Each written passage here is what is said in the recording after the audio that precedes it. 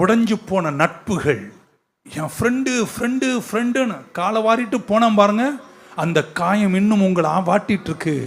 அது ஒரு சுபாவமாக மாறுது. இன்னைக்கு காலையில் கர்த்தர் உங்களை சுகமாக்குவாராக. நேசிச்சவங்க, குடும்பத்தில் உள்ளவங்க தேவனை விட்டு பின்மாறி போன போது உடைஞ்சு போன விசுவாச உள்ளங்கள், புரியுதாங்க நான் பேசுறது? ஒரு விபத்து, ஒரு டிராஜடி, எதிர்பாராத ஒரு அகோர சம்பவம் உள்ளத்தில் காயங்களை ஏற்படுத்தி இருக்கு. டிசப்பாயின்மெண்ட்.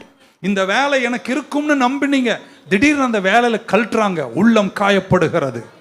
ஒரு கெரியர் ஒன்றை பில்டு பண்ணி ஒரு தூரம் வர்றீங்க, அது உடைஞ்சு தவிடுப்படியாய் கீழே இறங்கும் போது உள்ளங்கள் உடைந்து போய் காயப்பட்டவர்கள் திருச்சபையில் ஏராளம் இருக்கிறார்கள்.